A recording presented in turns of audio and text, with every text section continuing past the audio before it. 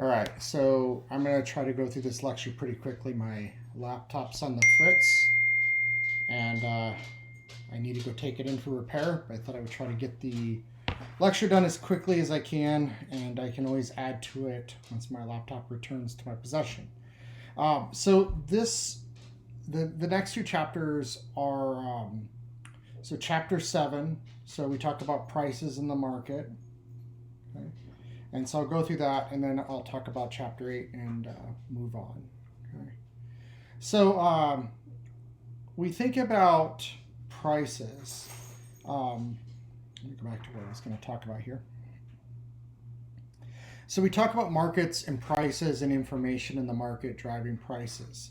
So overall, the market does a pretty good job of dictating, what we pay, what we're willing to pay, and what we actually pay for information.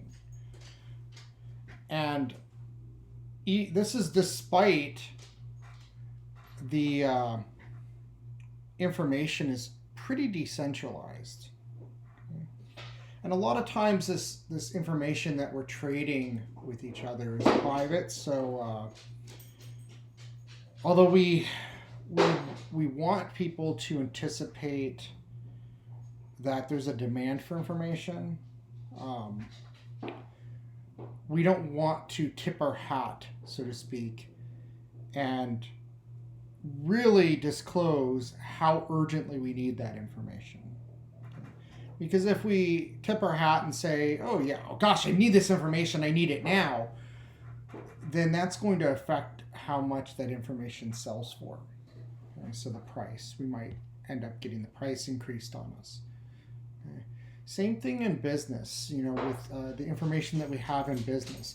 We don't want to tip our scales too much when we need something. So we don't necessarily want to appear desperate for something. Okay, so we are incentivized by very nature of the way that pricing works to keep things low key. Okay.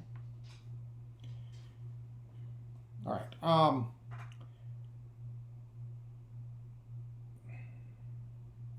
So then as we think about the marketplace for information, and I'm actually going through this right now, so I'm working on a project where I'm extracting data from a huge data set to drive our decision making.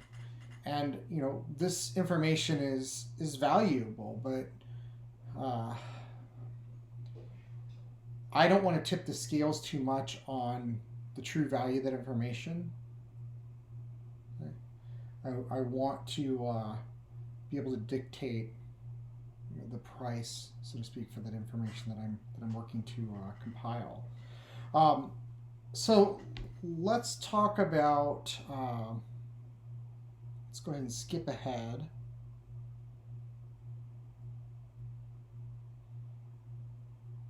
Okay, so let's talk about the market that's a market for, say, information. Okay. We have to make some assumptions with respect to this market. Number one, the individuals participating in this market for information are completely ignorant about the information until they receive it. Number two, when individuals receive the information, they receive the information available on that particular day, plus a summary of all of the previous information as well. So if we're thinking about stock prices, which is a form of information that we can get for free, but certain data we cannot get for free. We get information on the closing price of the stock on the today, for example, but we also get the closing price from the previous day and the day before that, etc. Okay. After we get this information, say I get some information today, I'm ignorant again because I don't know what's going to happen tomorrow. Okay. So on the day that I get information, just making the assumption that I'm the only person with it, no one else will have any news. On every other day, you can ignore that there's an insider who actually has the news around. Okay? So those who are informed know that they have an advantage, and those who have that information can trade and exploit it. Okay? Now, let's use the example of the stock market. This is, perhaps why insider trading is not allowed, if you think about it. Sorry, my iPad's needing to charge here. Let's just use the stock market. If I work for an organization and I know something that the rest of the world does not know, let's just say I know what quarterly financials are going to be. Okay? And I then trade based on that information. I have information that is extremely valuable, and I'm going to derive potentially a benefit, especially if it's bad news and I sell my stock. I'm actually going to be in a very good financial position as a result of that information. So I know that information is worth potentially a lot of money to the right person. Okay? And so let's just assume that I give that information to someone else. Now they have the value of that information. I can pretty much charge them as much as I wanted to, as long as they're still going to make money off of that information. Okay? So when we have information that no one else has, that information is extremely valuable. Okay? Now, before we go on, because I remember a discussion thread with someone talking about trading stocks or something. Insider information, don't trade on it. You're going to go to jail. You will get caught. Okay? No matter how sneaky you are. But if you're into entertainment and you want to learn about how this works, there's a TV show, I think it's on Showtime, called Billions. I think I've mentioned it before. So I think it's a great show, and talks about people who trade on insider information to profit from it. Okay. All right. Obviously, the timing of information is key. Okay? So if there's insider information, it's valuable up until the point that information becomes public, right? And then everybody else can trade on it. So it's super valuable up until public earnings are released, and then that information is known to the world. Okay? And so that's why public companies have very strict regulations on how information needs to be disseminated. Once you're a public organization, that information is compartmentalized so that very few people have access to the complete picture that would allow them to trade on the information. So your finance department, they may know, or one part of finance might know what your earnings are, but a completely separate area of finance that's compartmentalized only knows what you've spent and doesn't know what your earnings are. And likewise, another group might know what your cash flow looks like, and then at the end of the quarter, when that's all pulled together by your teams, it's released, and then everybody has the benefit of that information. Okay? All right, so now there are also other types of markets.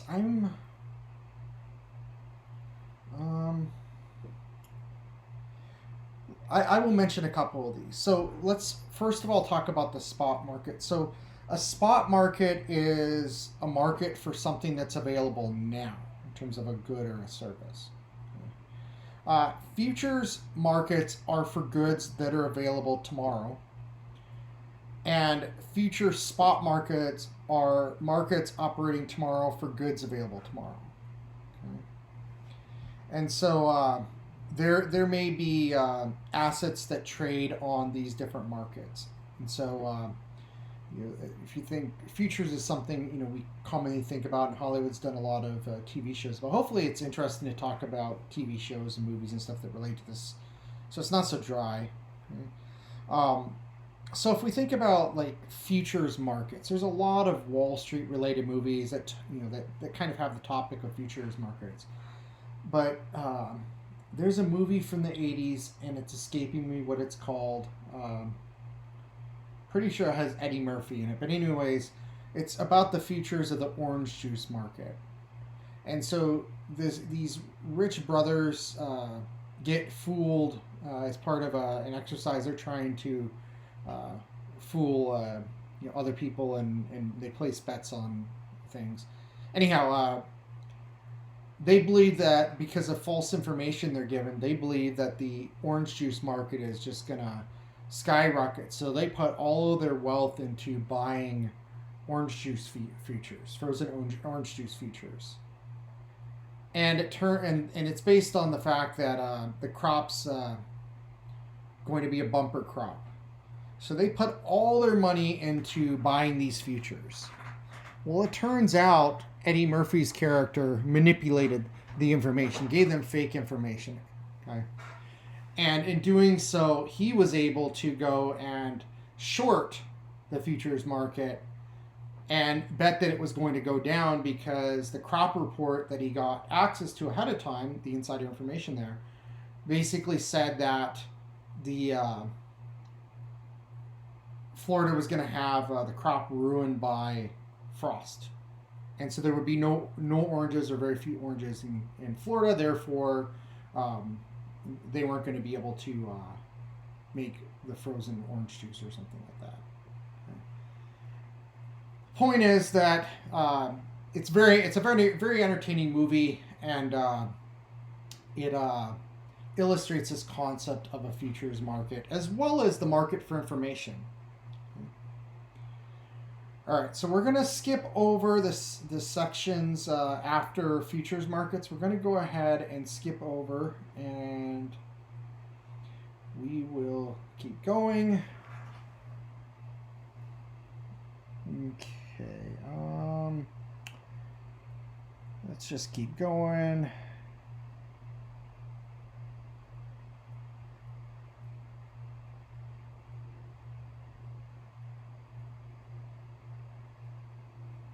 Okay, let's talk about agreeing to disagree then. Okay, so sometimes we have to agree to disagree. Okay, so the example here is that Alice believes that the chances of rain tomorrow are 25%. Bob is sure that they're 75%. And they might trade against one another. Okay. So they might say that the price of a security paying $1 in case of rain goes in their respective directions. Okay. And then eventually they would ask, what does one of them know that I don't know, and why does it make him or her so confident that their information is correct?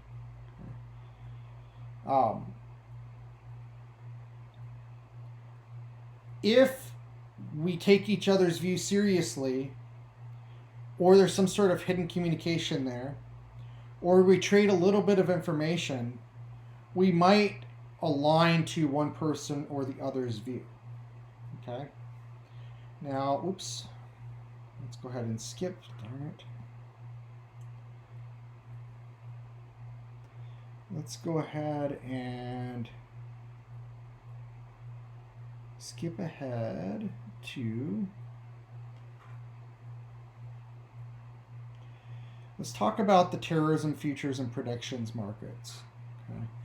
So in the years after 9/11, and I remember this, I used to work out in Washington D.C., and I remember this coming out on the news radio out there. There was a leak that one of the DoD think tanks was going to introduce a futures market based on prediction of world events, such as terrorism and things like that. And so the idea being that you could speculate based on economic and political instability or stability, okay, in different countries, etc. Okay. And there was a plan to go ahead and start trading in this information. But it didn't last very long. It was actually abolished. And the idea was that this just is morally wrong to do something like this. Okay? And part of this was that, well, terrorists are going to know where they're going to attack, so they could then conceivably financially benefit from their actions and their information. It was abandoned. Okay? Now, it's kind of interesting because, if I'm not mistaken, the person who was in charge of that, based on what the book had a lot of previous controversy during the Reagan administration. Again, if it's the same Admiral Poindexter that I'm thinking about here. But the question remains, is it a good idea to have something like this? I don't know. What do you think? We have betting markets for all sorts of other things. I don't know. Is that something we should have had? All right. Let's just go ahead and I think we can skip ahead. Yeah, I think we can skip ahead to Chapter 8 now. And again, if you didn't read my message earlier, our focus for the exam is going to be on mostly the 2 supplementary books that we have. And if we have much of anything from this textbook, it's going to be based on what's in the videos, not all the nitty-gritty details in the textbook. Okay? So just think about that. Now, Chapter 8 is about knowing the facts or reading thoughts. Okay? So I can't do it in this class because we're all online, but generally speaking, I like to use the Socratic method to lecture and make sure that students understand the material. So if I'm in a fairly advanced class, not my introductory class usually, but in my more advanced classes, I like to ask questions and drill out that knowledge from your brains, okay, to make sure that you understand it. This is how I teach classes like the business law and some of my other more advanced classes. Okay, but I like the Socratic quote, presumably, of true knowledge exists in knowing that you know nothing. By the way, that's actually a very valuable skill to realize in your careers, is that I don't care how smart you are, the reality is, if you think you know everything, you're dead wrong. Okay? I don't know if there's anybody on this planet or who has ever lived that knows everything. Okay? True knowledge exists if you know that you know nothing. Okay? All right, so let's talk about knowledge. And so if I realize and recognize that I know nothing, then I am going to be extremely motivated to expand my own knowledge. And so I am going to try to learn knowledge about facts and knowledge about knowledge. Okay? So knowledge of facts is the everyday world, things that I know about the everyday world. Okay? And knowledge about knowledge, or knowledge about our own knowledge, is that we know that we don't know anything for sure. Okay? So I know something. Okay? I might know a fact about the world, but I don't know for certain that my fact about the world is a correct perception. Okay. I guess a good example of this is with respect to things like color blindness. And I don't know if anybody in the class suffers from color blindness or not, but I'm in meetings sometimes, and it's always apparent. I'm not colorblind myself, but it's always interesting hearing people talk about a particular color, like that's a purple, and someone else saying purple. I've always thought it was green, right? We don't know where our gaps in knowledge are. All right. In economics, or in this particular field of information economics, the distinction between our fundamental knowledge or factual knowledge and our knowledge about our knowledge is a distinction. Okay? And so if we look at, let's see here. If we look at, there was an example in chapter 1 of the book, and don't worry if you're not alone, I don't remember the example either, but basically someone knew that England had won a battle. Okay? It's not particularly valuable information per se, but what was valuable was the meta information that came with that. The person who knew that England had won at Waterloo also knew that nobody else knew who had won. Okay? So he also knew that the other traders on the London Stock Exchange knew that he knew who had won. Okay? And so they would then learn based on his own knowledge once he started buying or selling on the stock exchange. Okay? So he chose to mislead them. Okay? And he bought through someone else. Okay? Now, it should have failed because people should have recognized that he would have tried to mislead them with his knowledge. Okay? They should have known that he knew that they knew about his information advantage. So a clever trader might have bought when they saw him sell. Okay? But they missed out. Now, this is apparently a legend, not a real story, but all the same. Can apply to today's trading. Actually, again, going back to that Billions show, great show by the way. It's pretty crafty, some of the things that they do with respect to this information. So in one of the, I don't want to spoil the show for you if you haven't watched it, but in one of the episodes, they manipulate, and so and it's this big manipulation on both parties' parts, but it turns out what you expect to have happened was not what actually happened. So everybody thought they were getting the one up on each other with respect to this information, and one guy actually basically threw away his own trust fund.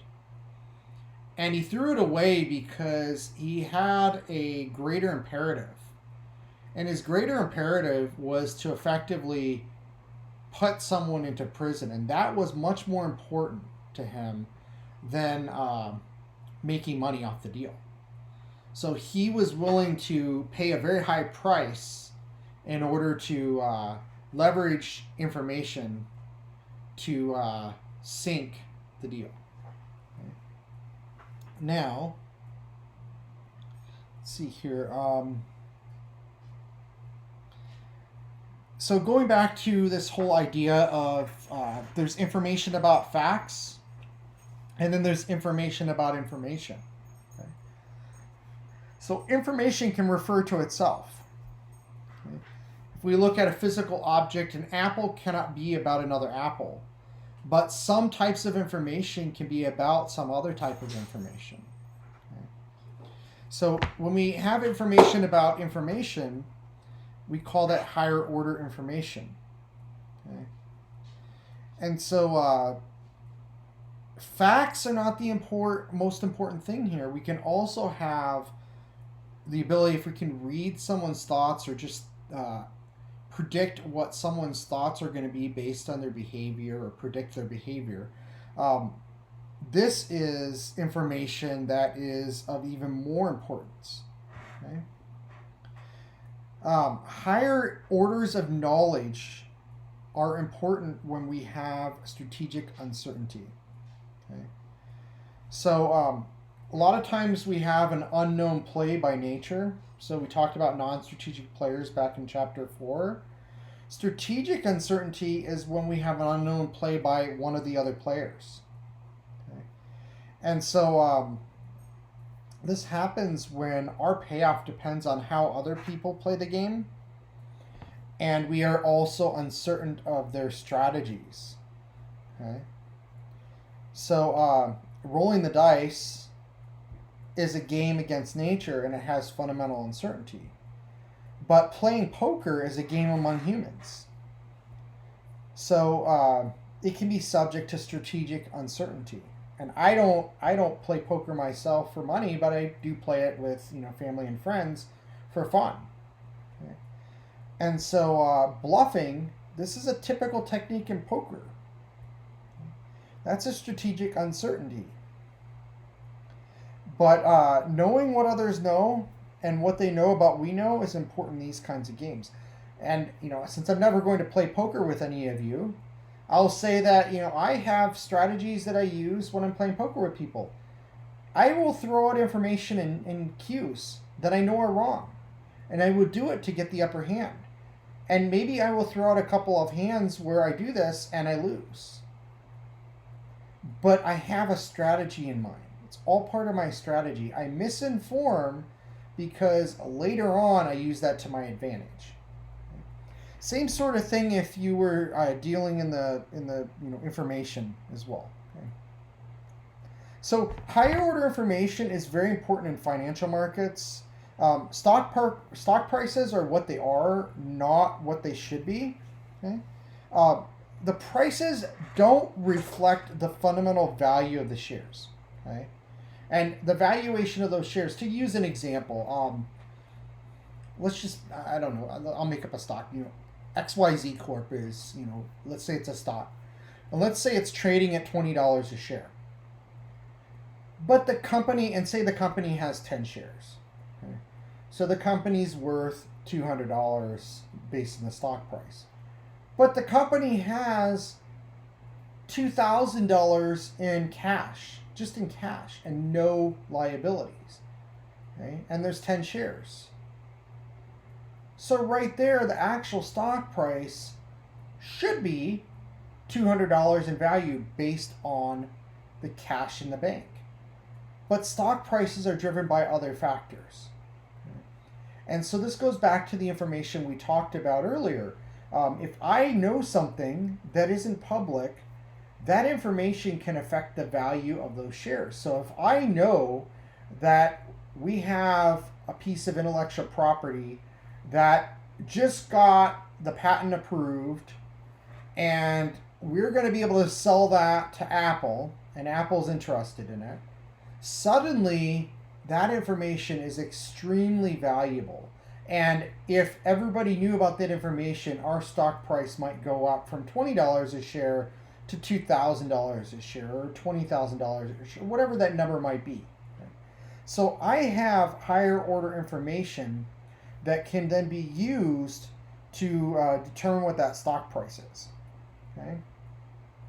So I need to not only know what a stock is worth right now, but I also need to know what the stock market will believe it's worth at the expected time that it would be sold.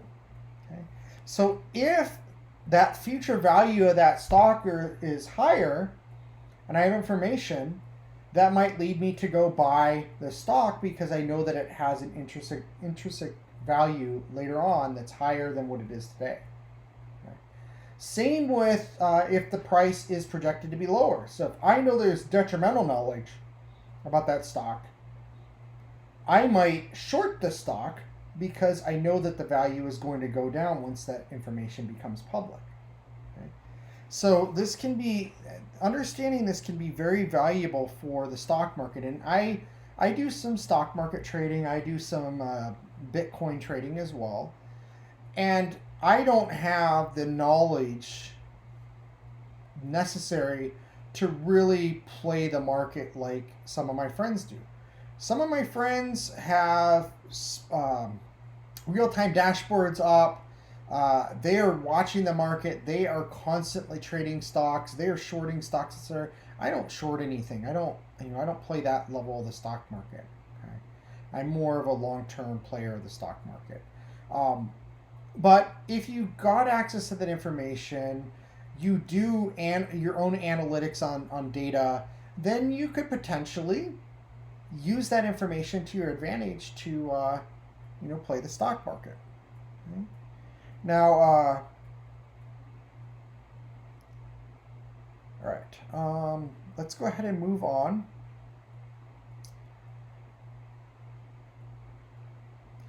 So higher order information, knowing what we know. So what do we know about what we know? We can know about our ignorance. We can recognize where we're ignorant. And I recognize, well, I'm ignorant in a lot of areas, but I recognize, for example, using the stock market again, that I don't know all the details related to the stock market. That's for the stock traders to know, and the analysts go and do research and things like that. I just try to make decisions based on what I know, what I'm able to learn, and hope that I make the right decisions for the long term. Now, there are 5 areas of knowledge, and those describe what we know and what we know about what we know. Okay. So awareness, we know the possible states of the world. Omniscience, we know all implications of what we know. Knowledge, we can only know things that are true, events that have happened. Okay. If it hasn't happened yet, we cannot know. We can only speculate. Transparency, we cannot know something without knowing that we know it. And wisdom, we know what we do not know. Okay. All right, so let's move on. And let's talk about common knowledge. Okay. So an event is public knowledge among a group of individuals, if everyone in that group knows it. Okay. So if we look at, there's a table in the book, and so if we look at 2 people's knowledge, so Alice knows A, Bob's knowledge is B, A knows that B knows, B knows that A knows, A knows that B knows, B knows that A knows, etc. That's common knowledge. Okay. Now, if everyone knows that everyone knows, that's mutual knowledge. Okay? That would be public knowledge. It's common knowledge if everyone knows that everyone knows that everyone knows, and so on. Okay? Common knowledge implies mutual knowledge. All right. Let's go ahead and move on.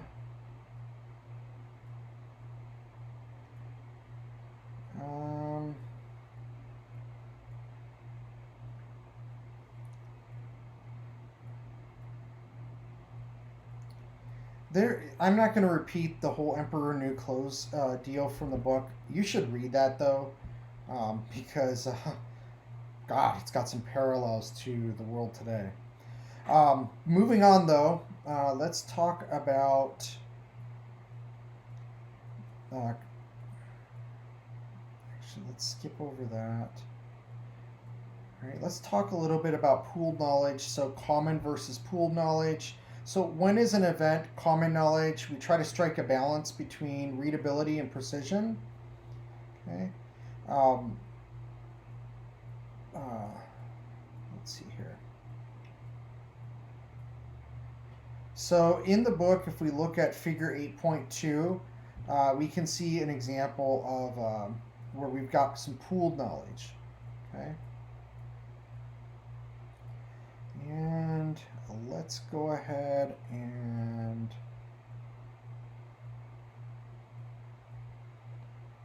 I think we're almost done here. We might be done. This book is hard to get through though.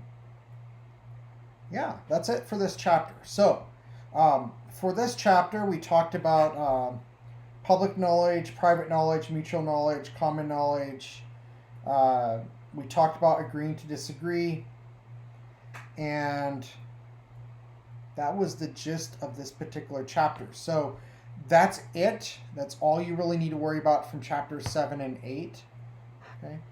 As a reminder, homework 1 is due on November 1st at 11 p.m. And some of you have not submitted it yet. I did get through grading a lot of those assignments, both discussion 2 and homework 1, over the weekend. But iLearn had some issues, and I don't know that I was able to get through everybody's discussions before iLearn crashed on me. So if I haven't gotten to them, I'll get to them this weekend.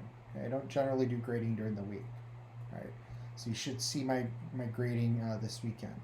On that subject, some of you were asking me about, can I submit a discussion late? No. Okay? I made it clear. I put the due dates for the discussions in the syllabus. I even clarified them to make sure that they were clear. They're due when they're due. However, I did do an extra credit, and I encourage you to do the extra credit assignment. It should be a lot of fun for you and should be very valuable for your careers. Okay, so it should be a fun extra credit. It's worth the same as the discussion. So please consider doing it if you've missed one of the discussions. Okay. The homework I will accept late, subject to the penalties. Okay? So you have a lot of time to do those 2 homework assignments. So if you do turn those in late, there will be those penalties. All right. Now, with respect to the final exam, I mentioned how you should study. I posted an article about that. The final exam will be the 12th through the 17th. The reality is you're probably going to get it posted the week of the 7th. Okay, you'll probably have a little extra time to do it. I don't know what that exam is going to look like yet, but it will be based mostly on the OYER book, Everything I Ever Needed to Know About Economics I Learned from Online Dating, and then also about the what's the book called? The Economics of Information Technology by Varian, and it will be based on that entire book, both parts of that part of the book. Okay? So it's critical you do the homework assignments. That's actually your study guide for the exam. You should be summarizing it. The better you do at summarizing it for that assignment, the better your study guide for the exam will be. Okay? But again, the exam's going to be primarily based on those 2 books and to a much lesser extent on the lectures for the textbook. Okay? I recognize that textbook is terrible. If I teach this class again, I won't be using that book. There's a new book available. If I even decide to use it, I'm actually inclined to see if I can just compile journal articles going forward so you don't need the book. Okay? For future classes, for those who take it. Go ahead and submit your homework assignment. There are extra credit opportunities depending how much effort you put into that.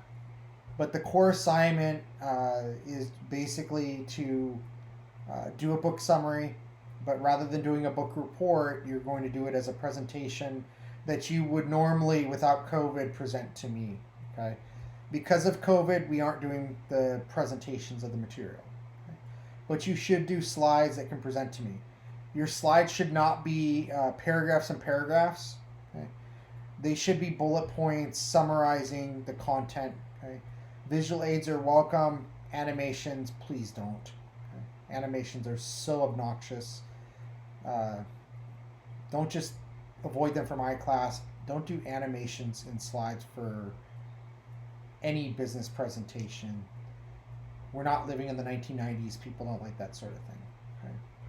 Okay? That's it for this week. And this should be posted shortly by the time you hear it.